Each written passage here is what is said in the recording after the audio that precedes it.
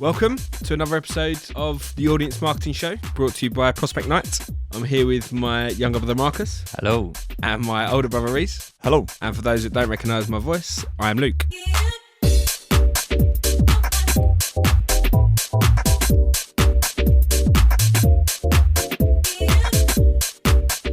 As always, we're going to be talking all things audience marketing, and in this episode, we're going to be focusing on the 6 missed opportunities across the marketing world. So, who wants to be up first? Who's got the first point? I'm going to fire at you, Reese. Okay, so I think for me, one of the missed opportunities that I'm seeing lately is teams and channels not linking up. So if we just start with the actual channels, we're seeing quite a big trend at the moment of channels not singing off the same hymn sheet. So one example would be your direct mail campaign would have one message and it's meant to push a customer online to follow or to search for that message. So like follow us here, and when you type it in Google, you're not coming up. So I find there's a trend in some brands and businesses that aren't connecting the same messaging throughout the channels. And I think this is a big miss.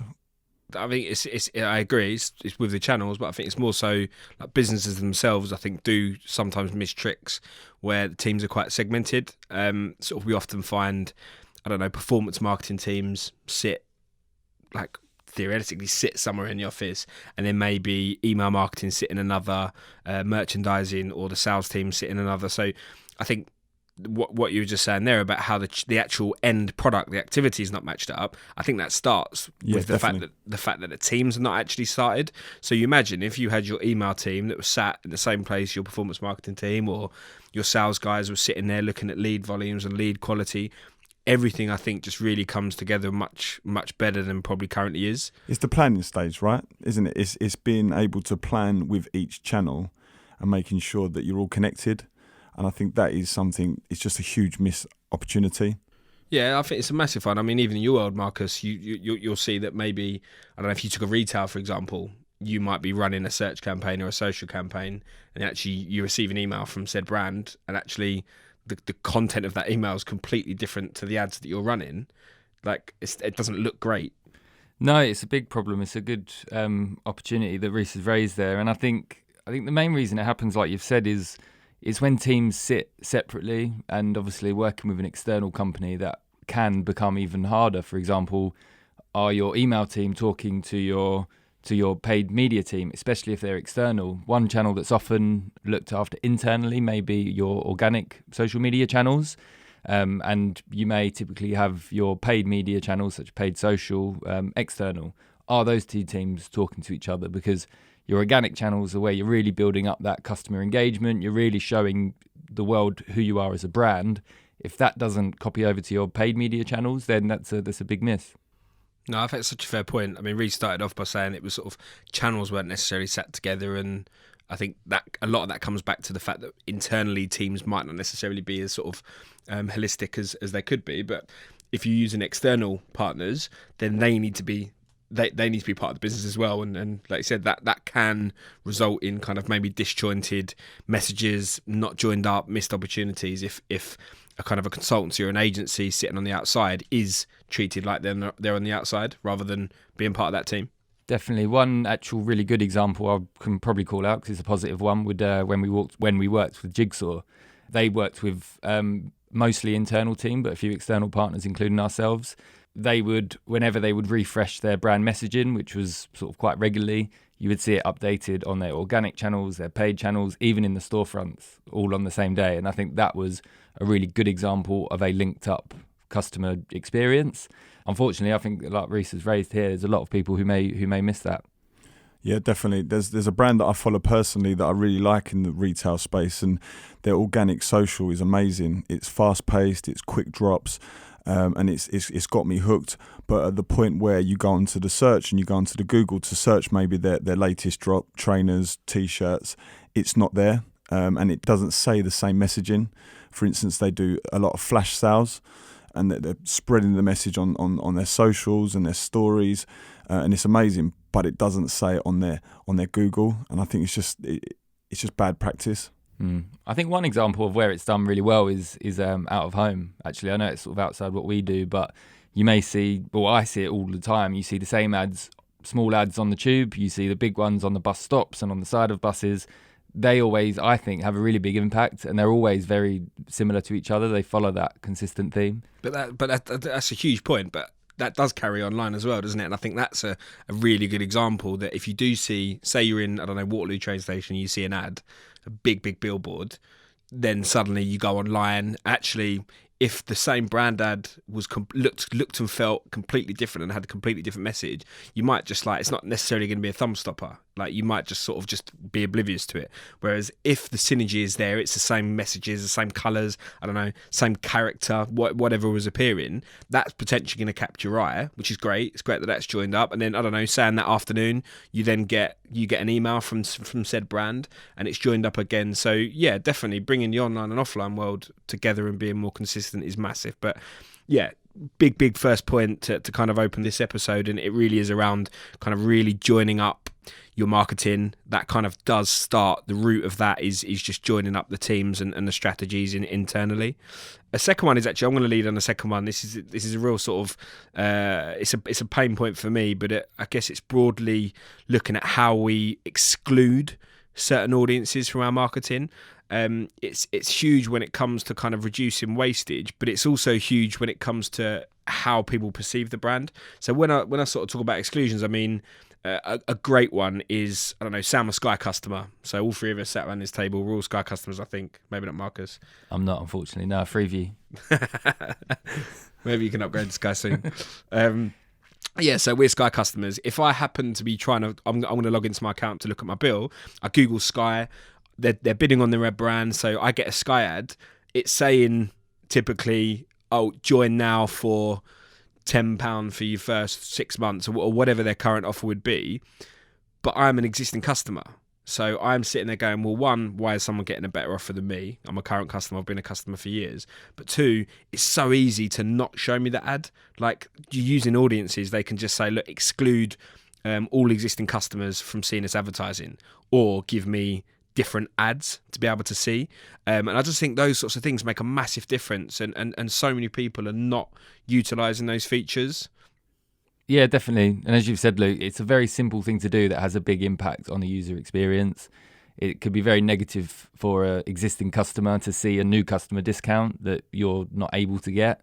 And similarly, you can use that space more effectively. You can talk to you differently if you want to. It's huge. I think there's an advert on TV at the moment, isn't there? There's a guy, I think it's for a broadband advert, I think. We'll have to just sense check that one. But there's a guy sat there and he's in disguise and he sits in front of this table. If you probably be able to picture it in a minute, he goes, I am a new... Nope, you're an existing customer. And the whole idea is about how they're treating people very, very different. But you've got the kind of the automated smart ways of doing it. So you can create your custom audiences, your custom lists, I don't know, in Google Ads or Facebook and Instagram. So you can do that. But this is not something that's new. If you look back to the sort of the traditional direct mail world, or you look at the email marketing world, if people are not opening your emails or people are not purchasing from your emails, you would manually take them off of that list. You'd say, these guys are not engaged with this. The same as direct mail, Reece. Like, you wouldn't consistently be sending someone something if they hadn't responded or opened to it. You'd move them into a different list, maybe a different campaign list. But it's the same, isn't it, across digital and offline, is that how we treat our kind of data around both who we're targeting. It's super important to obviously figure out who we're targeting, but who we're excluding. And that always doesn't necessarily have to be, I mean, we use the examples of customers. A campaign at the moment where we're driving, I guess it's ultimately it's white paper campaign. So we're giving people the opportunity to download an awesome piece of content in our activity as and when people are signing up for that white paper never successfully converted.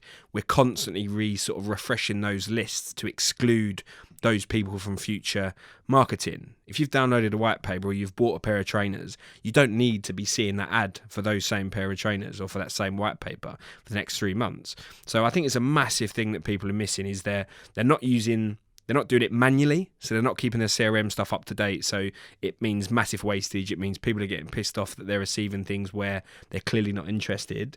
But then on the digital side, like, there's huge opportunities. The tools are there. I just don't think people are making the most of sort of excluding certain people and certain things from the marketing. No, definitely, Luke. I think you made a point there about wastage, and I think it's a massive wastage, and it's costly as well. Marcus, we made a video a few months back about exclusions, didn't we? Yeah, that was a simple brand bidding exercise, which is missed a lot. And it was a good video, actually. We wasn't sure about it because it was quite simple, but it got a really good reaction from sort of people in the industry who hadn't even thought of doing that yet. So, yeah, it's a very simple thing that lots of people miss. So definitely an interesting missed opportunity. 100%. So Marcus, what's your next point? So I wanted to talk about the missed opportunity of not using data to make decisions, and the flip side of that being just using assumptions to make your decisions. You know what they say about assumptions, Marcus? What's that? It's mother of all fuck-ups. Is that what they say? Yeah. We say it. Yeah, we say that. We can say that. So the reason I say that is because I think a lot of the time on the paid media side, we're working with creative messaging or website messaging that's led by brand, and I do feel that sometimes those decisions can be led more on assumptions rather than on data backing that up. So for example, you may think your customers will react well to a certain message, but is there data put behind that? Similarly with your creative, are you just using a certain image because that's the images you have available and the ones that the photographer decided to shoot that day?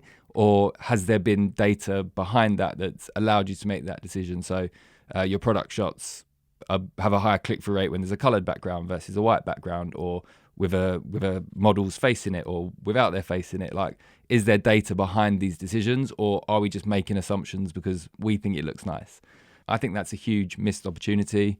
A lot of the time when you talk about, obviously we're in a really good position because we know online and offline channels. A lot of obviously what we say about the online channels is we have a wealth of data available. So I think it's a huge missed opportunity if we're not using that to back up our decisions.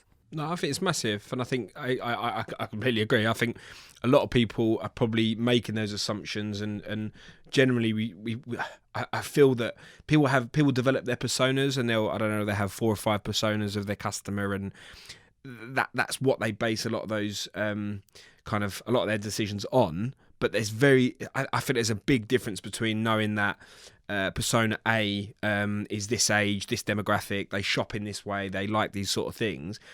It's important to understand that sort of stuff, but like you just said, Marcus, going the next level down to say there's this persona, but we're going to split it into persona A.1, A.2, A.3, and then going, these are the people that like free shipping, or these are the people that like special offers, or these are the people that really like loyalty type story-led marketing. You're taking those personas to the next level, and I think that's where it becomes an audience piece, doesn't it? Mm-hmm. It's massively a data piece because we need to make the most of the data we've got, but it goes back to what we always sort of drum on, which is really understanding that audience. Mm-hmm. We drum that drum all the time, Luke. That's not actually a saying, is it? Drum the drum. Most of the ones you say aren't. But I got the I liked what you're saying. I completely agree, and I think personas is actually a really interesting thing to bring up, because personas by default should be led by data, but I think a lot of the time they're almost led by what you want your audience to be. So I think my audience is a female aged between 25 and 35 that like high-end products. So I'm not going to do Black Friday because that will devalue the brand, for example. But is there data behind that? And are you going to miss a trick, or should you try a sale one time and then see how your customers react? If it doesn't work, you have that data. You then have got data behind your decisions moving forward, and it's no longer led by an assumption. No, 100%. I think a wicked example. You guys mentioned the type of business earlier, but there was a client who did exactly that. Men's first fashion brand. They wasn't getting a huge amount of engagement from men. On this particular example was Instagram. Their model shots were men wearing their clothes, and they were great shots. Someone had a bit of a hypothesis in-house and said maybe men don't want to be seen to be engaging with images of male models for whatever reason. They literally did a really short, quick, dirty test, and they chopped all the heads off of all of the models. So if you go for their Instagram feed now, they've got the same model shots, but they've just cut out the head, and the engagement rates were so much better. So you're right, Marcus. I guess it's being led by the data, but also not being scared to kind of test things, right? Testing and learning is going to be huge, and it should be. Massively. And to your side of the world, Reece, looking at more sort of traditional type marketing, the same as a DM piece. Like, not everyone not everyone receives digital well. Not everyone wants to be communicated in digital well. So being led by the data might mean that, I don't know, for a certain segment of customers, they're going to get a DM piece rather than an email, because that's how they like to be engaged. That's how they react well for things. So I think it's a wicked point, Marcus. Yeah, and that's a huge one that we hear a lot is our audience don't want to receive direct mail. Like, have you ever tested that before, and you know that, or is that an assumption? How the fuck they know? That's the thing. Exactly, and it might be true. It might be true, but if you don't know for sure, right? 100%. I guess the question of why, I would say, like that's what everyone should be asking, both brand, client, agency, consultant, is if someone says, I want to target this person with this ad, I think the habit needs to be why. And then if someone says, well, because I think that's what they want, then that needs to be challenged. And I think there's a big opportunity for brands that really jump on that data and they evolve their personas. We're not saying chuck your personas out the window at all, but really jumping into the data, really trying to understand what makes those customers and the prospective customers tick. And then I think that just educates the rest of your advertising and your marketing.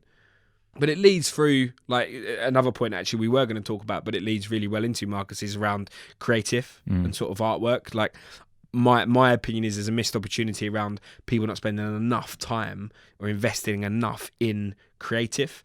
And creative's a huge umbrella term, right? It can be video, it can be written, it can be audio, it can be how you send your products out, it literally can be anything. So content's a huge part, but my opinion is people are just generally not spending enough time focusing on that.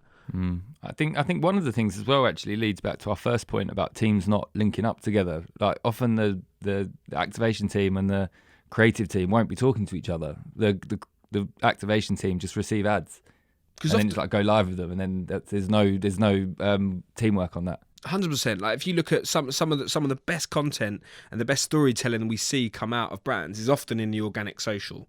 So what their social media team in-house are managing. You get some amazing artwork, you get some amazing partnerships, and then you look at the ads, and the ads are shit, or the ads are really, really basic. So if those teams, to your point, Marcus, if those teams are sat going, look, these are the assets we're using for our social, could these benefit some of your advertising campaigns? That would like just be a huge sort of kick up the arse for some of the advertising. So I think people just need to be understanding what the opportunities are with content. We know that there are the three different. There's audio, there's imagery, there's written. There's so many different forms, but understanding that we can create more than 5 pieces of artwork, and we just say, right, for Instagram, these are our ads, and for our display we're going to do it in skyscraper. Like, we obviously need to understand the formats, but I guess my point is where the missed opportunity is the variance. Like, really investing time and energy into, to your point, Marcus, understanding the audiences and how people like to receive certain things. So to your data point, instead of assuming, but then having that feed through to your data, and whether it's a direct mail piece, whether it's email, whether it's advertising, whatever it is, not being afraid to really heavily invest in the content you're putting out and going, you know what, I'm not going to be afraid that this advertising campaign is going to have 200 different variants. Like, there's great technology coming out that allows us to sort of produce content at scale. Canva, for example, you create something, you press a button and it chops it up into 3 or 4 different shapes and sizes. Like, that sort of stuff allows us to. So a kind of a mixture of a point there, Marcus, in terms of having the data lead the work you want to do and the targeting you have and the activity you run, but then making sure we're doing the heavy lifting and making sure that we don't get let down by the content and the creative. Yeah, I think they have to go hand in hand, and I think a lot of what I see is that too much of the emphasis is put on what is your Facebook strategy in terms of targeting and things like that, which without a doubt is very, very important. But what is equally important is the creative you're using. That has to be led by data. It has to be led by 2 teams working very closely together. That's the activation and the creative. And yeah, that's really a missed opportunity if you're not doing that, because we have seen it work very well when that is being done. And that goes back to the very first point we made, that Reese made right at the head of this episode, around sort of teams and channels not necessarily being together, that creative is often seen as a separate part.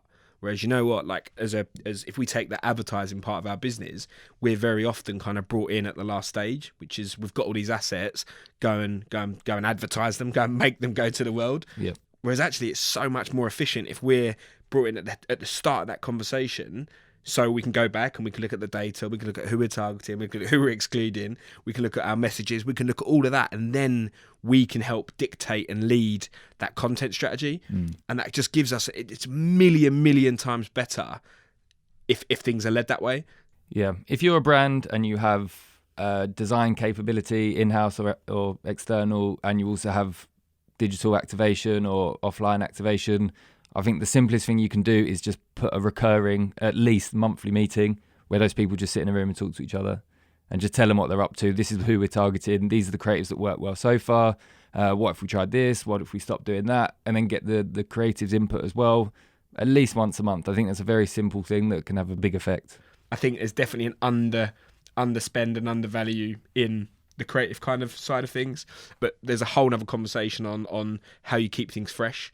And to your point there, regularly meeting with your kind of performance or your brand team and your creative team for new campaigns, absolutely essential. But in terms of your always on media, you need to be looking at keeping that really fresh, and didn't make our official list, but I'd say that's another missed opportunity, is keeping things fresh and just constantly readdressing what creative are we showing people in our marketing. Definitely. It's by no means an easy thing to do, but it's definitely worth the time investment. So, Reese, there was another Yes. point from you. Yeah, so this one is a real interesting one for me, and it's testing and exploring new opportunities. So I think a lot of people won't admit it, but I think a lot of brands are defaulting to what they know or what they're currently doing, and I think they're not exploring what is out there. And I think it's quite easy for people just to do what works right now and not test, or potentially not have the time to test. A client that we work with quite well have built a massive brand off of the back of email marketing, and I think they always default to doing that, and they've just started to test DM and it's working amazing for them, and now they're just testing digital marketing. And I think for them it's just the fact of testing very slowly and then seeing what the opportunities are and what the gains are. But we're seeing a lot, Luke, is the fact that brands are just not putting their neck on the line to test a new channel and see where it gets them. 100%. Like you can't, as much as things are going well, you can never get you can't just sit back and just assume that that's always going to be the case. Like people, like when sort of Facebook advertising first launched, like people were, it was amazing. It was so cheap. It was excellent. And people could have very easily just gone, right, I've built my business off of the back of Facebook advertising. I'm now going to sit on my laurels and I'm just going to carry on doing that. Whereas actually, I mean, it's still a super effective channel, but it's a lot more expensive than it used to be, and this is a whole other conversation. But I agree with your point, Reese. People need to constantly be exploring where there could be those additional gains, and it goes back to test and learn, isn't it? I think it was years ago actually. I read something about Adidas, and Adidas's marketing budget was, I'm sure it was split around sort of like 60% on kind of like the stuff they knew really worked, and it was like another 20% on stuff that has worked but they want to keep doing. And then they always used to keep a small part of the budget that generally they had no idea how it was going to work, but they wanted to do it. And obviously the bits out of that budget that worked then went into the original kind of 60%, so it becomes a bit of a cycle. But it's massive. I agree, you test and learn. You never know. You don't know what you don't know. No, and I think marketers need to be given that freedom to explore that, and maybe that is why they don't, because they feel like if they put their neck on the line to test DM, I don't know, or test email, maybe the reason they don't do it is because they don't want to look bad, because maybe they haven't got the experience or the knowledge in that channel. Yeah, 100%. Businesses need to allow people to test, and they need to allow people to kind of not do the best activities. Like Marcus Marcus could run a test and say, look, I believe that if we run this campaign to this audience, it's going to really work. And the client says, yep, crack on, let's do it. And we do a small little test. That could go one of two ways. It could work and it could be excellent, and then that becomes part of our kind of always on strategy, or it doesn't work. Like, it doesn't work, okay, we've learned, but at least we know now. Whereas it's almost that case of, well, if we never know, if we've never done Pinterest advertising, or like if we don't know it, then you can't sit there and go, yeah, well, it doesn't work, because you don't know. So I agree, it's part of that test and learn strategy, but I guess we want people to have that appetite and probably the missed opportunity is what you're saying. The missed opportunity of people maybe not taking that risk and testing new kind of channels. Definitely. Awesome. I like it. That one. That's a good one. So we're literally on our final point of the 6 missed opportunities in marketing, and I guess we've probably saved a bit of a juicier one till last. I hope it's a juicier one anyway. We think it might be. Yeah, I wanted to talk about a missed opportunity of being a little bit short-sighted sometimes and focusing too much on the bottom of the funnel, and focusing too much of your attention, too much of your budget on those channels that are or should be driving actual revenue for your business. It's very easy to do that. Obviously, with paid media, for example, you're putting a media spend against a bit of activity. So you have a very clear line in your report that says we spent £10,000. What is the revenue we can attribute to that?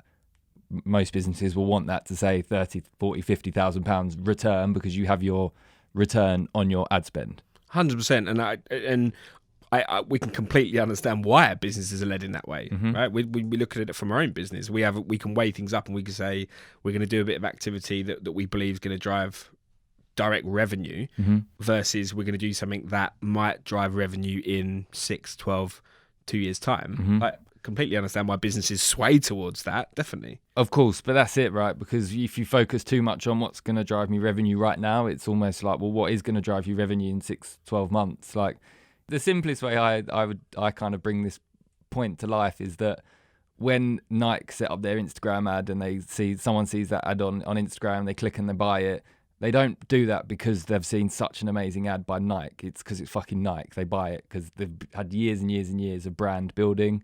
Same as so many other brands that are doing so well at the moment. I think one brand that we follow quite closely as fans, really, and kind of, I guess, admire them, is Huel. They've been around for not a very long time, and I think they're in their 4th year, I think. And they're a huge business. What they have done is built a brand. Like, we know a guy closely who openly admitted he just bought one of their T-shirts. He didn't even eat the food or drink the drink. He just bought the T-shirt because he wanted to wear it down the gym. Like, that is crazy. They're not a merchandise company. They're not an apparel company, but they've got people buying their T-shirts because they look cool and they want to show them off down the gym.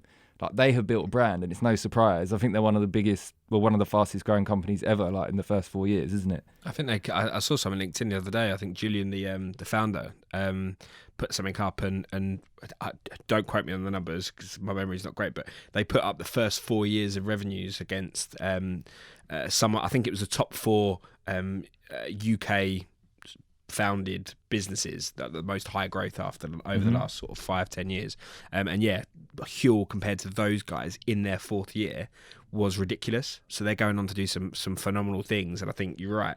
If you flipped it on its head to them and you say, well, what opportunity could they have missed?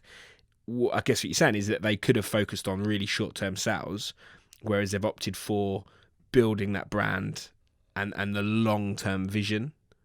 But the thing is, we're not necessarily saying that just completely forget about sales driving activities and revenue driving activities, because obviously we're aware that people need to do businesses, and even the likes of if you take Huel as a fantastic example, they're still doing really good revenue driving activities, but there's ways you can do it and still be measuring it. So the beauty of moving away from something like last click measurement, last click being just literally what was the last thing that someone saw or clicked on before they did an act or they purchased, moving away to, I guess, looking at a more attributed model means that you can be confident in that data. To go back to Marcus's point earlier around understanding what the data's saying, is that if someone's looking at your storytelling or someone's looking at that content and they might not necessarily purchase, we can have a look at the data and you can start to understand, right, they've been a follower for the last 2 years. They read our blog regularly. They're on our newsletter. They come to our events if we do real world events. And then actually a year, 2 years down the line, they purchased. And then after that first purchase, their lifetime value was 5 years and they spent $5,000. Like, those sorts of things, we're lucky enough to be able to measure. So whilst on one hand we're saying definitely the missed opportunities is being too short-sighted and not understanding that the long game is definitely about building a brand that people believe in and they trust, but that doesn't mean we're ignoring it. There's great ways to be able to measure that it's not all in vain. I think that's the big point, actually, is that we talk about audience marketing a lot, obviously, but I think what that really means is giving the audience the right content that they need at that time. I hope that we're not suggesting that, for example, we're recording the studio here in the Bison Room. Somebody won't just wake up in the morning and go like, shit, I'm going to search for the Bison Room and book a session in, right? There could be months, maybe years of being kind of seeing their content, seeing their marketing, and then becoming interested in that brand because they're the right user. And that's the audience marketing, that you're finding the right kind of user and you're bringing them through the journey with that life cycle marketing. So when that time eventually does come that I want to book a studio session, these are the first guys they think of. Like that example I've just given could be the same if you're a retail brand, you're a travel brand, you're a fashion brand, whatever it might be. It's about finding the right audience, not at exactly the right time all the time, but finding the right audience that you can become famous to over time. No, 100%. I guess just a final really point for me to add on to that one is around, I think another area where people are kind of not really considering is that there's generally a very heavy focus on acquiring new customers, right? So it's all about acquisition and obviously that's a massive part of people's business. I get that. But I don't think people really start to look at what happens after people acquire those customers. Because I could say to you, Marcus, right, well, you're going to go and acquire 50,000 new customers and you can do that and it's all great. But if literally every single one of them just purchased once and then I never saw them again or I never heard from them again, that's not really been a great piece of marketing. So not only understanding in that case how you can get people to be long life customers and increase their lifetime value and really increase that loyalty, but it's also looking at the other side of the coin and focusing on what that loyalty strategy looks like, what that win-back strategy looks like, and really balancing things out there. And I guess I do feel like there is a missed opportunity and you're being, or people, not you, Marcus, sorry. People are often short-sighted because they're purely looking at acquiring new customers. Yeah, there's actually an episode on how people acquire new customers. You can click through and have a listen to that. And on keeping loyal customers as well, right? And there is another episode on keeping loyal customers. But no, I think that's a fantastic point, Marcus, and I think that brings us nicely to the end of our kind of 6 missed opportunities. And really, this was a very kind of quick fire session with us. There's so many areas of opportunity for businesses to go out and do much better, smarter, bigger things. So really appreciate everyone tuning in and having a listen. I've been Luke. I'm Reese. I'm Marcus. Thank you very much. Thanks again for listening to the Audience Marketing Show. If you're interested in learning a little bit more about Prospect Night, you can find us on the socials or by visiting www.prospectnight.com. The final episode of this series is going to be an Ask Us Anything. So as you're listening throughout the season, just drop us a message, drop us a tweet, LinkedIn, wherever your favourite social platform is. Ask us any questions you have on audience marketing, and we're going to do a nice summary in the final episode. So we look forward to hearing your questions.